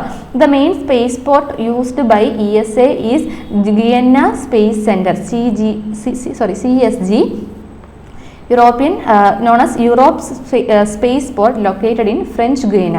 അപ്പം ഗിയന സ്പേസ് സെൻറ്റർ ആണ് എന്താ നമ്മുടെ യൂറോപ്യൻ സ്പേസ് ഏജൻസിയുടെ സ്പേസ് പോർട്ട് എന്നറിയുന്നത്. അതായത് കുറേ മിഷൻസും കാര്യങ്ങളൊക്കെ ലോഞ്ച് ചെയ്യുന്നത് അവിടെ നിന്നാണ് കേട്ടോ. അതുകൊണ്ടാണ് അങ്ങനെ സ്പേസ് പോർട്ട് എന്ന് അറിയപ്പെടുന്നത്. അപ്പം യൂറോപ്യൻ സ്പേസ് ഏജൻസിയാണ് നമ്മൾ കണ്ടത്. European space agency ESA head quarters എവിടെയാണ് വരുന്നത്? ഫ്രാൻസിലെ പാരീസിലാണ് ഹെഡ് ക്വാർട്ടേഴ്സ് വരുന്നത്. ESA കൗൺസിലാണ് ഇതിൻ്റെ സ്പേസ് റിലേറ്റഡ് ആയിട്ടുള്ള പല പല ആക്ടിവിറ്റീസ് കാര്യങ്ങൾ അതിനെക്കുറിച്ചുള്ള തീരുമാനമെടുക്കുന്നതും ഫണ്ടിങ് കാര്യങ്ങളൊക്കെ ചെയ്യുന്നതും ഒക്കെ ESA കൗൺസിലാണ്. ഇതിൻ്റെ യൂറോപ്യൻസ് അല്ലെങ്കിൽ യൂറോപ്പിൻ്റെ സ്പേസ് പോർട്ട് എന്നറിയപ്പെടുന്നത് ഏതാണ്? ഗിയന സ്പേസ് സെൻറ്റർ ആണ്. അതെവിടെയാണ് സ്ഥിതി ചെയ്യുന്നത്? ഫ്രഞ്ച് ഗിയനയിലാണ് അത് സ്ഥിതി ചെയ്യുന്നത് കേട്ടോ. അടുത്തത് ജാക്സയാണ്. ജാക്സ എന്ന് പറയുമ്പോഴത്തേക്ക് ഏത് രാജ്യത്തിൻ്റെയാണ്? ജപ്പാൻ്റെയാണ് കേട്ടോ. ജപ്പാൻ്റെ സ്പേസ് ഏജൻസിയാണ് എന്ന് പറഞ്ഞാൽ ജാക്സ. ജാക്സ എന്ന് പറയുമ്പോഴത്തേക്ക് ജപ്പാൻ എയറോസ്പേസ് എക്സ്പ്ലോറേഷൻ അഡ്മിനിസ്ട്രേഷൻ കേട്ടോ. JAXA Japan aerospace exploration administration ആണ് ജാക്സയുടെ ഫുൾ ഫോം വരുന്നത്. അപ്പം ജപ്പാൻ എയറോസ്പേസ് എക്സ്പ്ലോറേഷൻ അഡ്മിനിസ്ട്രേഷൻ ജാക്സയുടെ ഫുൾ ഫോം. ഇത് എന്നാണ് ഫോം ചെയ്യുന്നത്? October 1, 2003 കേട്ടോ. October 1, 2003 ഇത് ഫോം ചെയ്യുന്നത്. ഹെഡ് ക്വാർട്ടേഴ്സ് എവിടെയാണ് വരുന്നത്? ജപ്പാനിലെ ടോക്കിയോയിലാണ് ഇതിൻ്റെ ഹെഡ് ക്വാർട്ടേഴ്സ് വരുന്നത് കേട്ടോ. The primary and most used spaceport of JAXA. ജാക്സയുടെ സ്പേസ് പോർട്ട് എന്നറിയപ്പെടുന്നത് അല്ലെങ്കിൽ കോമൺലി യൂസ് ചെയ്യുന്ന ജപ്പാൻ്റെ അല്ലെങ്കിൽ ജാക്സയുടെ സ്പേസ് പോർട്ട് എന്നറിയപ്പെടുന്നത് ഏതാണ്? Tanegashima space centre TNC, the largest rocket launching complex in Japan. ജപ്പാനിലെ ലാർജസ്റ്റ് റോക്കറ്റ് ലോഞ്ചിങ് കോംപ്ലക്സ് ആണ് ഏതെന്ന് പറയുമ്പോഴത്തേക്ക് TNC ഇല്ലെങ്കിൽ ടനിഗഷിമ സ്പേസ് സെൻറ്റർ എന്ന് പറഞ്ഞല്ലോ. അപ്പം ജാക്സയുടെ സ്പേസ് പോർട്ട് ഏതാണ്? Tanegashima space centre. ഏതാണ്? TNC Tanegashima space centre. Okay. പിന്നെ JAXA was born through merger of 3 institutions. അപ്പോൾ ഇതിന് മുൻപ് അല്ലെങ്കിൽ ജാക്സ എന്ന് പറയുന്ന ഒരു ഇതിലേക്ക് വരുന്നതിന് മുൻപ് 3 ഇൻസ്റ്റിറ്റ്യൂഷൻസ് ആയിട്ടായിരുന്നു ഇതിൻ്റെ ജപ്പാൻ്റെ സ്പേസ് ഏജൻസി വർക്ക് ചെയ്തുകൊണ്ടിരുന്നത്. അതിനുശേഷമാണ് ജാക്സ എന്ത് ചെയ്യുന്നത്? രൂപീകൃതമാകുന്നത്. അതാണ് October 1, 2003 ഫോം ചെയ്യുന്നത്. ഈ ഒരു 3 ഏജൻസികൾ ഒരുമിച്ച് അല്ലെങ്കിൽ അതിൻ്റെ ഒരു ജോയിനിങ് അല്ലെങ്കിൽ അത് മെർജ് ചെയ്തിട്ടാണ് ഈ ജാക്സ ഫോം ചെയ്യുന്നത്. അപ്പം ആ ഒരു 3 ഇൻസ്റ്റിറ്റ്യൂഷൻസ് ഏതൊക്കെയാണ് നമുക്ക് നോക്കാം. Namely the Institute of Space and Astronautical Science ISAS, the National Aerospace Laboratory of Japan NAL, the National Space Development Agency of Japan NASDA. അപ്പം അങ്ങനെ 3 ഡിഫറെൻ്റ് ആയിട്ടുള്ള ഓർഗനൈസേഷൻസ് അല്ലെങ്കിൽ 3 ഡിഫറെൻ്റ് ആയിട്ടുള്ള ഓർഗനൈസേഷൻസ് അല്ലെങ്കിൽ ഇൻസ്റ്റിറ്റ്യൂട്ട്സ് മെർജ് ചെയ്തത് വഴിയാണ് ജാക്സ ഫോം ചെയ്യുന്നത്. ഏതൊക്കെയാണ്? ISAS എന്താണ്? Institute of space and astronautical science ISAS. അതുപോലെ the national aerospace laboratory of Japan NAL. അതുപോലെ national space development agency of Japan NASDA. അങ്ങനെ 3 ഇൻസ്റ്റിറ്റ്യൂഷൻസ് ജോയിൻ ചെയ്തത് വഴിയാണ് ജാക്സ ഫോം ചെയ്യുന്നത് കേട്ടോ. ഇതെന്നാണ് ഫോം ചെയ്യുന്നത്? October 1, 2003 ജാക്സ എന്ന് പറയുന്ന ഒരു രൂപത്തിലേക്ക് വരുന്നത്. ഹെഡ് ക്വാർട്ടേഴ്സ് എവിടെയാണ്? ജപ്പാനിലെ ടോക്കിയോയിലാണ് ഇതിൻ്റെ ഹെഡ് ക്വാർട്ടേഴ്സ് വരുന്നത്. ജാക്സയുടെ സ്പേസ് പോർട്ട് എന്നറിയപ്പെടുന്ന ജപ്പാൻ്റെ ലാർജസ്റ്റ് റോക്കറ്റ് ലോഞ്ചിങ് കോംപ്ലക്സ് എവിടെയാണ്? ടനിഗഷിമ സ്പേസ് സെൻറ്ററിലാണ് കേട്ടോ. ടനിഗഷിമ സ്പേസ് സെൻറ്റർ ആണ് ജാക്സയുടെ സ്പേസ് പോർട്ട് എന്നറിയപ്പെടുന്നത്. അടുത്ത നമുക്ക് നോക്കാം CSA. എന്താണ് CSA? CSA എന്ന് പറയുമ്പോഴത്തേക്ക് കാനഡയുടെയാണ്. കാനഡ സ്പേസ് ഏജൻസി കേട്ടോ. കാനഡയുടെയാണ് CSA എന്ന് പറയുമ്പോഴത്തേക്ക്. ഇതെന്നാണ് ഫോം ചെയ്യുന്നത്? March 1, 1989 കേട്ടോ. March 1, 1989 CSA ഫോം ചെയ്യുന്നത്. ഹെഡ് ക്വാർട്ടേഴ്സ് വരുന്നത് എവിടെയാണ്? John H Chapman space centre located in the Saint Hubert ക്യൂബക്കിലാണ്. കാനഡയിലെ ക്യൂബക്കിലാണ്. കറക്റ്റായിട്ട് പറയുമ്പോഴത്തേക്ക് John H Chapman space centre Saint Hubert ക്യൂബക്കിലാണ് കേട്ടോ. ക്യൂബക്കിലാണ് അത് സ്ഥിതി ചെയ്യുന്നത്. അപ്പം കാനഡയുടെ സ്പേസ് ഏജൻസിയാണ്. കാനഡയുടെ സ്പേസ് ഏജൻസിയാണ് കാനഡ സ്പേസ് ഏജൻസി CSA. ഇതെന്നാണ് ഫൗണ്ട് ചെയ്യുന്നത്? 1989 March 1 ഫൗണ്ട് ചെയ്യുന്നത്. ഹെഡ് ക്വാർട്ടേഴ്സ് എവിടെയാണ് വരുന്നത്? ക്യൂബക്കിലാണ് വരുന്നത്. ജോൺ എച്ച് ചാപ്മാൻ സ്പേസ് സെൻറ്ററിലെ സെയിൻറ്റ് ഹ്യൂബർട്ടിലാണ് ഇതിൻ്റെ ഒരു ഹെഡ് ക്വാർട്ടേഴ്സ് വരുന്നത് കേട്ടോ. The Canadian space agency directs its resources and activities through 4 key programmes. അപ്പം ഇതിൻ്റെ അല്ലെങ്കിൽ എന്താണ് CSA അവകാശപ്പെടുന്ന അവരുടെ പ്രധാനപ്പെട്ട 4 പ്രോഗ്രാംസ് അല്ലെങ്കിൽ കീ 4 പ്രോഗ്രാംസ് ഏതൊക്കെയാണെന്ന് നോക്കാം. Earth observation, space science and exploration, satellite communication, space awareness and learning. Okay, അപ്പം എന്തൊക്കെയാണ് CSIയുടെ പ്രധാനപ്പെട്ട 4 കീ പ്രോഗ്രാംസ് എന്നറിയപ്പെടുന്നത്? എർത്ത് ഒബ്സർവേഷൻ, അതുപോലെ സ്പേസ് സയൻസ് ആൻഡ് എക്സ്പ്ലോറേഷൻ, അപ്പോൾ എർത്തിൻ്റെ ഒബ്സർവേഷൻ കാര്യങ്ങൾ, അതിൻ്റെ റിലേറ്റഡ് ഉള്ള കാര്യങ്ങൾ, അതുപോലെ സ്പേസ് സയൻസ് ആൻഡ് എക്സ്പ്ലോറേഷൻ, അപ്പോൾ സ്പേസ് സയൻസിനെ കുറിച്ചുള്ള പഠനം, അതിൻ്റെ എക്സ്പ്ലോറേഷൻ, സാറ്റലൈറ്റ് കമ്മ്യൂണിക്കേഷൻസ്, അതുപോലെ സ്പേസ് അവയർനെസ് ആൻഡ് ലേണിംഗ്. ഇതാണ് CSIയുടെ എന്താണ് 4 പ്രധാനപ്പെട്ട പ്രോഗ്രാംസ് എന്ന് പറയുന്നത്. അപ്പം CSI കാനഡ സ്പേസ് ഏജൻസി എന്നാണ് ഫൗണ്ട് ചെയ്യുന്നത്. 1989 മാർച്ച് 1 ഫൗണ്ട് ചെയ്യുന്നത്. ഹെഡ് ക്വാർട്ടേഴ്സ് എവിടെയാണ് വരുന്നത്? John H Chapman space centre, saint Hubert എവിടെയാണ്? ക്യൂബക്കിലാണ് കേട്ടോ വരുന്നത്. കാനഡയിലെ ക്യൂബക്കിലാണ് ഇതിൻ്റെ ഹെഡ് ക്വാർട്ടേഴ്സ് വരുന്നത്. അടുത്തത് റോസ് കോസ്മോസ് എവിടെയാണ്? ആരുടെയാണ്? റഷ്യയുടെയാണ് കേട്ടോ. അപ്പം Roscosmos Russian federal space agency കേട്ടോ. അപ്പോൾ ഇത് രണ്ട് പാർട്ടായിട്ടാണ്, അല്ലെങ്കിൽ റോസ് കോസ്മോസ് എന്ന ആ ഒരു പേരിലേക്ക് അങ്ങനെ വന്നത് എന്നാണ് 2015. അതിനു മുൻപ് 1992 ഫെബ്രുവരി 25 ഇത് ഫോം ചെയ്യുന്നത്. റഷ്യയുടെ സ്പേസ് ഏജൻസി ഫോം ചെയ്യുന്നത് 1992 ഫെബ്രുവരി 25 എങ്ങനെയാണ്? അല്ലെങ്കിൽ 1992 ഫെബ്രുവരി 25 ഫോം ചെയ്തപ്പോഴത്തേക്ക് ഏത് പേരിലാണ് അറിയപ്പെട്ടുകൊണ്ടിരുന്നത്? റഷ്യൻ സ്പേസ് ഏജൻസി എന്നാണ് ഇത് അറിയപ്പെട്ടുകൊണ്ടിരുന്നത്. പിന്നീട് അത് 2015 ആയപ്പോഴത്തേക്ക് Roscosmos Russian federal space agency എന്ന് അറിയപ്പെടുന്നു കേട്ടോ. അപ്പം അത് രണ്ടും ഒന്ന് ഓർത്ത് വെച്ചേക്കുക. 1992 ഫെബ്രുവരി 25 റഷ്യയുടെ സ്പേസ് ഏജൻസി ആയിട്ടുള്ള റഷ്യൻ സ്പേസ് ഏജൻസി എന്ന പേരിൽ ഇത് രൂപീകൃതമാകുന്നത്. അതിനുശേഷം 2015 Roscosmos Russian federal space agency എന്ന പേരിലേക്ക് ഇത് അറിയപ്പെട്ടു. ഹെഡ് ക്വാർട്ടേഴ്സ് വരുന്നത് എവിടെയാണ്? റഷ്യയിലെ മോസ്കോയിലാണ് ഇതിൻ്റെ ഹെഡ് ക്വാർട്ടേഴ്സ് വരുന്നത് കേട്ടോ. ഹെഡ് ക്വാർട്ടേഴ്സ് വരുന്നത് എവിടെയാണ്? റഷ്യയിലെ മോസ്കോയിലാണ് ഹെഡ് ക്വാർട്ടേഴ്സ് വരുന്നത്. Roscosmos, the state corporation of the Russian Federation, is a space agency of Russia which is responsible for space flights, cosmonautics programmes and aerospace research. അപ്പം പല മേഖലകളിലാണ് റഷ്യയുടെ സ്പേസ് ഏജൻസി ആയിട്ടുള്ള റോസ് കോസ്മോസ് എന്ത് ചെയ്തിട്ടുള്ളത്? അതിൻ്റെ research കാര്യങ്ങളൊക്കെ നടക്കുന്നത്. അപ്പം എന്താണ് പറയുന്നത്? Roscosmos, the state corporation of Russian Federation, is a space agency of Russia which is responsible for space flights. അപ്പം എന്താണ്? റഷ്യയുടെ സ്പേസ് റിലേറ്റഡ് ആയിട്ടുള്ള എല്ലാ ആക്ടിവിറ്റീസും കാര്യങ്ങളും എല്ലാം എന്താണ് കൺട്രോൾ ചെയ്ത് പോകുന്നതും ഡീൽ ചെയ്ത് പോകുന്നതും എല്ലാം ഏത് സ്പേസ് ഏജൻസിയാണ്? Roscosmos Russian federal space ഏജൻസിയാണ് കേട്ടോ. അപ്പം 1992 ഫെബ്രുവരി 25 റഷ്യയുടെ സ്പേസ് ഏജൻസി രൂപീകൃതമാകുന്നത്. ഏത് പേരിലായിരുന്നു? റഷ്യൻ സ്പേസ് ഏജൻസി എന്ന പേരിലായിരുന്നു. അതിനുശേഷം 2015 Roscosmos the Russian federal space agency എന്ന പേരിൽ അറിയപ്പെടാനായിട്ട് തുടങ്ങി. ഹെഡ് ക്വാർട്ടേഴ്സ് വരുന്നത് എവിടെയാണ്? റഷ്യയിലെ മോസ്കോയിലാണ് ഇതിൻ്റെ ഹെഡ് ക്വാർട്ടേഴ്സ് വരുന്നത് കേട്ടോ. ഓക്കെ, അപ്പം നമ്മുടെ ഒരു ഫസ്റ്റ് ടോപ്പിക്ക് കഴിഞ്ഞിരിക്കുകയാണ്. ഫസ്റ്റ് ടോപ്പിക് എന്ന് പറയുമ്പോഴത്തേക്ക് എന്തായിരുന്നു? സ്പേസ് ഏജൻസികളായിരുന്നു, അതുപോലെ ഇന്റർനാഷണൽ സ്പേസ് സ്റ്റേഷൻ, അതായിരുന്നു നമ്മുടെ ഫസ്റ്റ് ടോപ്പിക് എന്ന് പറയുന്നത്. അപ്പം നമുക്ക് അത് മാത്രം ജസ്റ്റ് ഒന്ന് ഓടിച്ചോട്ട് നോക്കാം അല്ലേ. നമ്മുടെ സ്പേസ് എന്ന ടോപ്പിക്കാണ് നമ്മൾ എടുക്കുന്നത്. അതിൽ തന്നെ സ്പേസ് ഏജൻസികളെ കുറിച്ചാണ് നമ്മൾ നോക്കുന്നത്. സ്പേസ് ഏജൻസികൾ എന്ന് പറയുമ്പോഴത്തേക്ക് സ്പേസ് റിലേറ്റഡ് ആയിട്ടുള്ള എല്ലാ കാര്യങ്ങളെക്കുറിച്ചും ഡീൽ ചെയ്യുന്ന ഓർഗനൈസേഷൻസ് ആണ്. ഇത് ഗവൺമെന്റിന്റെ അണ്ടറിലും ആകാം, ഇല്ലെങ്കിൽ പ്രൈവറ്റ് ആയിട്ടും ആകാം. അതുപോലെ കുറച്ച് സ്പേസ് ഏജൻസികളുടെയൊക്കെ പേരുകൾ എന്തൊക്കെയാണ്? ISRO, NASA, ESA, CSA, Roscosmos, JAXA, പിന്നെ കുറേ നമ്മൾ പഠിച്ചല്ലേ. അതുപോലെ international space agency international space station എന്ന് പറയുമ്പോഴത്തേക്ക് ISS എന്ന് പറയുമ്പോഴത്തേക്ക് എന്താണ്? ഒരു ഹാബിറ്റബിൾ ആയിട്ടുള്ള ആർട്ടിഫിഷ്യൽ സാറ്റലൈറ്റ് ആണ്. ലോ എർത്ത് ഓർബിറ്റിലാണ് ഇത് സ്ഥിതി ചെയ്യുന്നത്. ഇതിൻ്റെ ഡിസ്കഷൻസും കാര്യങ്ങളൊക്കെ 90s തൊട്ട് സ്റ്റാർട്ട് ചെയ്തിട്ടുണ്ടായിരുന്നു. 1983 തൊട്ടാണ് ഇതിൻ്റെ ഡിസൈനും കാര്യങ്ങളുമൊക്കെ എന്ത് ചെയ്യുന്നത് വന്നത്. പിന്നെ 1998 ഇതിൻ്റെ ഒരു ഫസ്റ്റ് കമ്പോണന്റ് ലോഞ്ച് നടക്കുന്നത്. അതുപോലെ ഇതിൻ്റെ ഒരു ഓർബിറ്റൽ പീരീഡ് എന്ന് പറയുമ്പോഴത്തേക്ക് 93 മിനിറ്റ്സ് ആണ്. 15.5 ഓർബിറ്റ്സ് പെർ ഡേ ആണിത് ഒരു ദിവസം കവർ ചെയ്യുന്നത് കേട്ടോ. അതുപോലെ 5 സ്പേസ് ഏജൻസികളുടെ ഒരു മൾട്ടിനാഷണൽ പ്രൊജക്റ്റാണ് ISS എന്ന് പറയുന്നത്. NASA, Roscosmos, JAXA, ESA, CSA അങ്ങനെ ഒരു 5 സ്പേസ് ഏജൻസികളുടെ ഒരു മൾട്ടിനാഷണൽ പ്രൊജക്റ്റാണ് ഇന്റർനാഷണൽ സ്പേസ് സ്റ്റേഷൻ എന്ന് പറയുന്നത്. പല കരാറുകളിലൂടെയും പല ട്രീറ്റീസിലൂടെയും പല എഗ്രിമെന്റിലൂടെയാണ് ഇതിൻ്റെ വർക്കിങ്ങും കാര്യങ്ങളൊക്കെ നടക്കുന്നത്. അതുപോലെ ഇന്റർനാഷണൽ സ്പേസ് സ്റ്റേഷൻ നമുക്ക് 2 സെക്ഷനായിട്ട് അല്ലെങ്കിൽ 2 സെക്ഷനായിട്ട് നമുക്ക് തിരിക്കാം. ROSഉം അതുപോലെ USOS. ROS ആരാണ് മെയിനായിട്ട് കൺട്രോൾ ചെയ്യുന്നത്? റഷ്യയാണ് കൺട്രോൾ ചെയ്യുന്നത്. അതുപോലെ USOS ആരാണ് കൺട്രോൾ ചെയ്യുന്നത്? യുണൈറ്റഡ് സ്റ്റേറ്റ്സ് ആണ്. അതിൻ്റെ കൂടെ ബാക്കിയുള്ള പാർട്ണർഷിപ്പ് നേഷൻസും ഇൻക്ലൂഡ് ചെയ്തിട്ടുണ്ട്.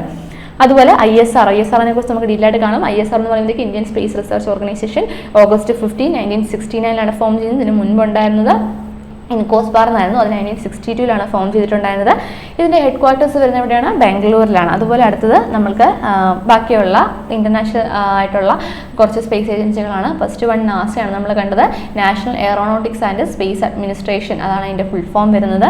ഇതിൻ്റെ ഏത് രാജ്യത്തിൻ്റെയാണ്? യുണൈറ്റഡ് സ്റ്റേറ്റ്സ് ഓഫ് അമേരിക്കയുടെയാണ്. അതുപോലെ ഇതിൻ്റെ ഹെഡ് ക്വാർട്ടേഴ്സ് എവിടെയാണ് വരുന്നത്? വാഷിംഗ്ടൺ DC-ലാണ് അതിൻ്റെ ഹെഡ് ക്വാർട്ടേഴ്സ് വരുന്നത്. ഫൗണ്ടർ ആരാണ്? President Dwight D. ഐസൻഹോവർ ആണ് ഇതിൻ്റെ founder.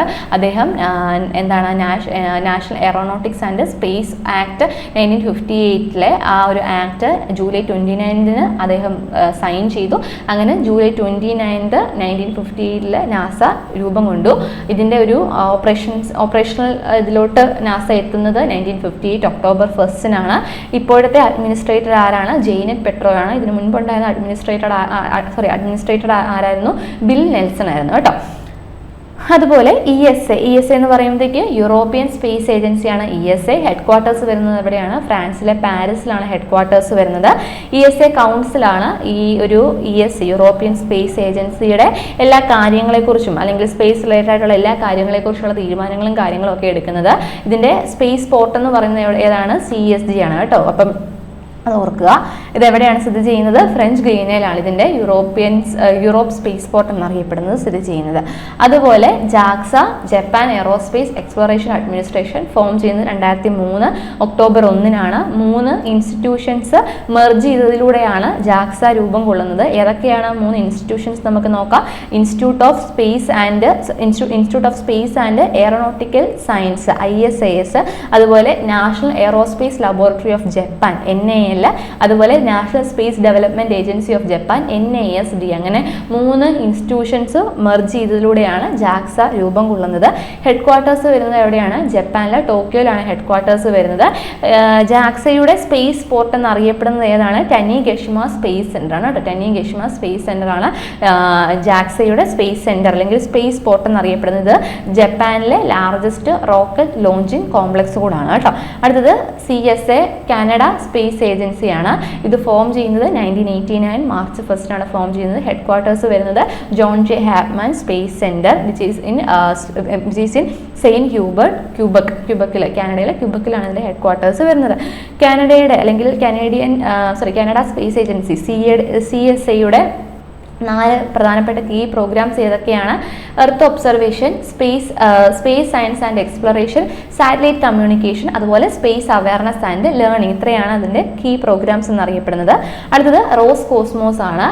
Roscosmos Russian federal space agency. അപ്പം റോസ്കോസ്മോസിലേക്ക് വരുന്നത് 2015 തൊട്ടാണ് ആ ഒരു പേരിലേക്ക് വരുന്നത്. പക്ഷേ ഇത് ശരിക്കും റഷ്യൻ സ്പേസ് ഏജൻസി എന്ന പേരിൽ ഫോം ചെയ്തത് 1992 ഫെബ്രുവരി 25 ഹെഡ് ക്വാർട്ടേഴ്സ് വരുന്നത് മോസ്കോയിലാണ് കേട്ടോ. റഷ്യയിലെ മോസ്കോയിലാണ് ഹെഡ് ക്വാർട്ടേഴ്സ് വരുന്നത്.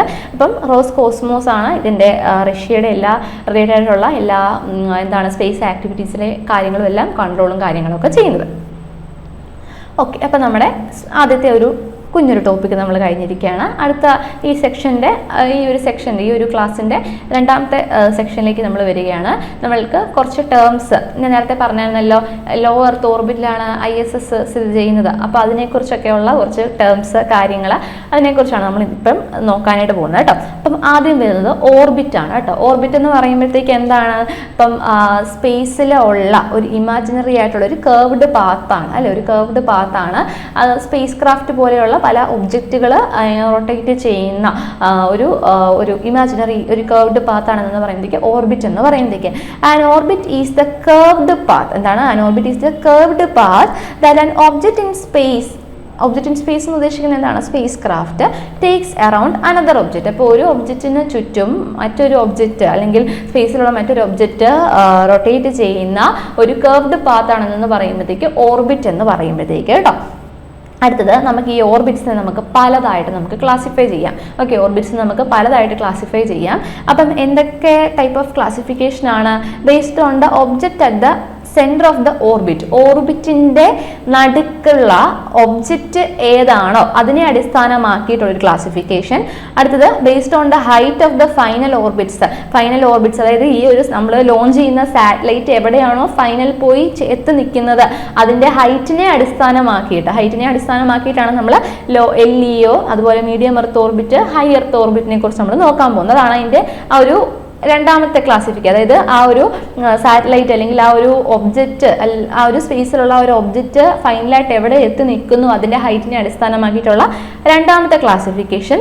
മൂന്നാമത്തെ ക്ലാസിഫിക്കേഷൻ എന്ന് പറയുമ്പോൾ based on the relationship of orbit with respect to the earth, എർത്തും അതുപോലെ എർത്തുമായിട്ടുള്ള റിലേഷൻഷിപ്പ് വെച്ചിട്ട്, ഓർബിറ്റും എർത്തുമായിട്ടുള്ള റിലേഷൻഷിപ്പ് വെച്ചിട്ടുള്ള ക്ലാസിഫിക്കേഷനാണ് മൂന്നാമത്തെ ക്ലാസിഫിക്കേഷൻ കേട്ടോ. അപ്പം എന്താണ്, ഇപ്പം എക്സാമ്പിൾ പറയുകയാണെങ്കിൽ പാർക്കിംഗ് ഓർബിറ്റ് എന്ന് പറയുമ്പോഴത്തേക്ക് അത് ആ ഒരു സാറ്റലൈറ്റിന്റെ ഫൈനൽ ഓർബിറ്റ് അല്ല, ഫൈനൽ ഓർബിറ്റിലേക്ക് എത്തുന്നതിന് മുൻപ് ഒരു ടെമ്പററി ആയിട്ട് അത് ലോഞ്ച് ചെയ്ത ഒരു സ്ഥലമാണെന്ന് പറയുമ്പോഴത്തേക്ക് പാർക്കിംഗ് ഓർബിറ്റ് എന്ന് പറയുമ്പോഴത്തേക്ക്. അപ്പം അങ്ങനെ നമുക്ക് പല രീതിയിലുള്ള ക്ലാസിഫിക്കേഷനുകളുണ്ട്.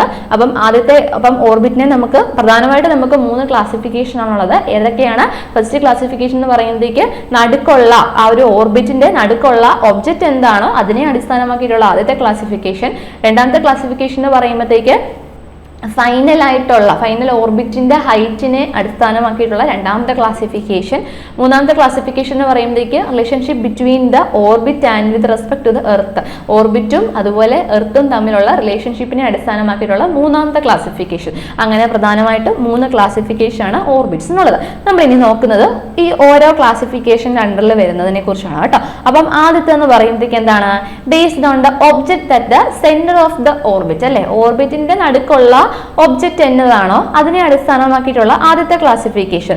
അപ്പം ഒബ്ജക്റ്റ് എന്താണോ, ഓർബിറ്റിന്റെ നടുക്കുള്ള ഒബ്ജക്റ്റ് എന്താണോ എന്നതിനെ അടിസ്ഥാനമാക്കി പ്രധാനമായിട്ടും 2 ക്ലാസിഫിക്കേഷൻ ആണുള്ളത്. എന്തൊക്കെയാണ്?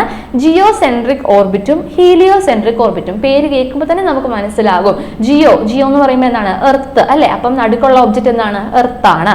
ഹീലിയോസെൻട്രിക് എന്ന് പറയുമ്പോഴത്തേക്ക് എന്താണ്? സണ്ണാണ് നടുക്കുള്ള ആ ഒരു സെന്റർ അല്ലെങ്കിൽ നടുക്കുള്ള ഒരു ഒബ്ജക്റ്റ് എന്ന് പറയുമ്പോഴത്തേക്ക്. അപ്പം എർത്താണ് നടുക്കുള്ള ആ ഒരു സെന്റർ എന്ന് പറയുമ്പോഴത്തേക്ക് അങ്ങനത്തെ ഓർബിറ്റ് ആണെന്ന് പറയുമ്പോൾ അല്ലെങ്കിൽ അതിന് ചുറ്റുമുള്ള ഓർബിറ്റ് ആണെന്ന് പറയുമ്പോഴത്തേക്ക് geocentric orbit.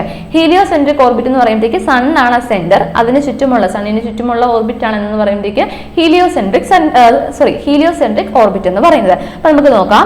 Geocentric centre, earth is the centre, the sun has an orbit that rotates around the earth. അപ്പൊ എന്താണ്? ആ ഒരു സണ്ണിന്റെ ചുറ്റും അല്ലെങ്കിൽ ആ എർത്തിന് ചുറ്റും എന്തുണ്ട്? ഒരു ഓർബിറ്റ് ഉണ്ട്, എർത്തിനെ ചുറ്റുന്ന ഒരു ഓർബിറ്റ് ഉണ്ട്. അതാണെന്ന് പറയുന്നത് ജിയോസെൻട്രിക് ഓർബിറ്റ് എന്ന് പറയുമ്പോൾ. അടുത്തത് ഹീലിയോസെൻട്രിക് ഓർബിറ്റ് നോക്കാം. സൺ ഈസ് ദ സെന്റർ, സണ്ണാണ് centre. The earth has an orbit that rotates around the sun. അപ്പൊ എന്താണ്? Earth has an orbit that rotates around the sun. സണ്ണിന് ചുറ്റും വലം വെക്കാനായിട്ടുള്ള ഒരു കേർവ്ഡ് പാത്ത്, അല്ലെ, ഒരു കേർവ്ഡ് പാത്ത് ഉണ്ട് ആർക്ക്? എർത്തിന്. അപ്പം അതാണെന്ന് പറയുന്നത് ഹീലിയോസെൻട്രിക് ഓർബിറ്റ് എന്ന് പറയുമ്പോൾ. അപ്പം എന്താണ്? നടുക്കുള്ള ഒബ്ജക്റ്റുകളെ അടിസ്ഥാനമാക്കി അല്ലെങ്കിൽ നടുക്കുള്ള ഒരു സെന്ററിലുള്ള ഒബ്ജക്റ്റിനെ അടിസ്ഥാനമാക്കി 2 ക്ലാസിഫിക്കേഷൻ ആണുള്ളത്. ഏതൊക്കെയാണ്? ജിയോസെൻട്രിക് ഓർബിറ്റും ഹീലിയോസെൻട്രിക് ഓർബിറ്റും. അപ്പം ഓർബിറ്റ് എന്ന് പറയുമ്പോഴത്തേക്ക് എന്നാ? കേർവ്ഡ് പാത്ത് ആണ്. ഓർബിറ്റിനെ നമ്മൾ പ്രധാനമായിട്ടും 3 ക്ലാസിഫിക്കേഷൻ ഉണ്ട്. ആദ്യത്തെ എന്താണ്? നടുക്കുള്ള ഒബ്ജക്റ്റിനെ അടിസ്ഥാനമാക്കിയിട്ടുള്ള ആദ്യത്തെ ക്ലാസിഫിക്കേഷൻ. അത് നമുക്ക് വീണ്ടും 2ആയിട്ട് തിരിക്കാം. ഏതൊക്കെയാണ്? ജിയോസെൻട്രിക് ഓർബിറ്റും ഹീലിയോസെൻട്രിക് ഓർബിറ്റും. ജിയോസെൻട്രിക് ഓർബിറ്റ് എന്ന് പറയുമ്പോഴത്തേക്ക് എർത്താണ് സെന്റർ, ഓക്കെ, എർത്താണ് സെന്ററിൽ വരുന്നത്, അതിന് ചുറ്റുമുള്ള ഓർബിറ്റ് ഉണ്ട്. അതാണെന്ന് പറയുമ്പോഴത്തേക്ക് ജിയോസെൻട്രിക് ഓർബിറ്റ് എന്ന് പറയുമ്പോഴത്തേക്ക്. ഹീലിയോസെൻട്രിക് ഓർബിറ്റ് എന്ന് പറയുമ്പോഴത്തേക്ക് സണ്ണാണ് സെന്റർ വരുന്നത്, അതിന് ചുറ്റുമുള്ള ഓർബിറ്റ് ആണെന്ന് പറയുമ്പോഴത്തേക്ക് ഹീലിയോസെൻട്രിക് ഓർബിറ്റ് എന്ന് പറയുമ്പോൾ. ഓക്കെ, അടുത്തത് 2 പ്രധാനപ്പെട്ട ഇതിന്റെ റിലേറ്റഡ് ഉള്ള 2 പ്രധാനപ്പെട്ട ടേമുകളാണ് നമുക്ക് നോക്കാം. പെരിഗി ആൻഡ് അപ്പോഗി. ഓക്കെ, എന്താണ് പെരിഗി and അപ്പോഗി? When a satellite is at the farthest point from the earth, എർത്തിൽ നിന്ന് വളരെ ദൂരെയാണ് ഒരു സാറ്റലൈറ്റിന്റെ പോയിന്റ് എങ്കിൽ, ഒരു സാറ്റലൈറ്റിന് എർത്തിൽ നിന്ന് എത്രമാത്രം ദൂരെ പോകാമോ അതിനെ അടിസ്ഥാനമാക്കി ആ ഒരു പോയിന്റ് കേട്ടോ, it is at the apogee of the orbit. ആ ഓർബിറ്റിന്റെ അല്ലെങ്കിൽ ആ ഒരു ഇതിനെ വിളിക്കുന്ന പേരെന്ന് പറയുന്നത് അപ്പോഗി എന്ന് പറയുമ്പോഴത്തേക്ക് കേട്ടോ. ഇനി when a satellite is at the closest point two the earth, അപ്പോൾ ഒരു സാറ്റലൈറ്റ് എർത്തിനോട് അടുത്തുള്ള, അതായത് ആ ഒരു സാറ്റലൈറ്റ് റൊട്ടേറ്റ് ചെയ്യുന്ന ഒരു ഓർബിറ്റ് കാണും, അതിന്റെ ഏറ്റവും നിയറസ്റ്റ്, ഏറ്റവും എർത്തുമായിട്ടുള്ള ഏറ്റവും ക്ലോസസ്റ്റ് പോയിന്റ്, അതാണെന്ന് പറയുമ്പോഴത്തേക്ക് പെരിഗി എന്ന് പറയുന്നത് കേട്ടോ. Satellite are fastest at the perigee. അപ്പോൾ അടുത്ത് വരുമ്പോഴത്തേക്കും അതിൻ്റെ റൊട്ടേഷൻ ഭയങ്കര കൂടുതലായിരിക്കും. അതേസമയം ആ ഒരു ഫാർദസ്റ്റ് പോയിന്റിൽ അല്ലെങ്കിൽ ദൂരെയായിട്ടുള്ള ഒരു പോയിന്റ് എന്ന് പറയുമ്പോഴത്തേക്ക് എന്തായിരിക്കും, സ്ലോ ആയിരിക്കും അല്ലേ, കറങ്ങി വരാനായിട്ട് അല്ലേ, ദൂരെയാണ്, അപ്പോൾ അത് കറങ്ങി വരാനായിട്ട് ടൈം എടുക്കും. അതാണ് അതിൻ്റെ ഒരു വ്യത്യാസം എന്ന് പറയുമ്പോഴത്തേക്ക്. അപ്പം ഇവിടെ പെരുകി ആ ഒരു പോയിന്റിൽ വരുമ്പോഴത്തേക്ക് ആ ഒരു ഇത് ഭയങ്കര കൂടുതലായിരിക്കും, ഫാസ്റ്റ് ആയിട്ടുള്ള റൊട്ടേഷൻ ആയിരിക്കും. അതേസമയം ആ ഒരു ഫാർദസ്റ്റ് പോയിന്റ് വരുമ്പോഴത്തേക്ക് സ്ലോ ആയിരിക്കും, സാറ്റലൈറ്റ് പൊതുവെ സ്ലോ ആയിരിക്കും. അപ്പം എർത്തിൽ നിന്ന് ആ ഒരു സാറ്റലൈറ്റ്സ് സ്ഥിതി ചെയ്യുന്ന ഫാർദസ്റ്റ് പോയിന്റും ക്ലോസസ്റ്റ് പോയിന്റും, ഫാർദസ്റ്റ് പോയിന്റ് ആണ് അപ്പോഗി എന്ന് പറയുമ്പോൾ, ഓർബിറ്റിന്റെ അപ്പോഗി എന്ന് പറയുമ്പോഴത്തേക്ക്, ക്ലോസസ്റ്റ് പോയിന്റ് ആണെന്ന് പറയുമ്പോഴത്തേക്ക് പെരിഗി ഓഫ് ദ ഓർബിറ്റ് എന്ന് പറയുമ്പോഴത്തേക്ക്. സാറ്റലൈറ്റ്സ് എവിടെയായിരിക്കും ഫാസ്റ്റസ്റ്റ് ആയിട്ടുള്ളത്, പെരിഗിയിലായിരിക്കും ഫാസ്റ്റസ്റ്റ് ആയിട്ടുള്ളത്. അതേസമയം അപ്പോഗിയിലായിരിക്കും അത് എന്തായിട്ടുള്ളത്, സ്ലോവസ്റ്റ് ആയിട്ട് ഉള്ളത്.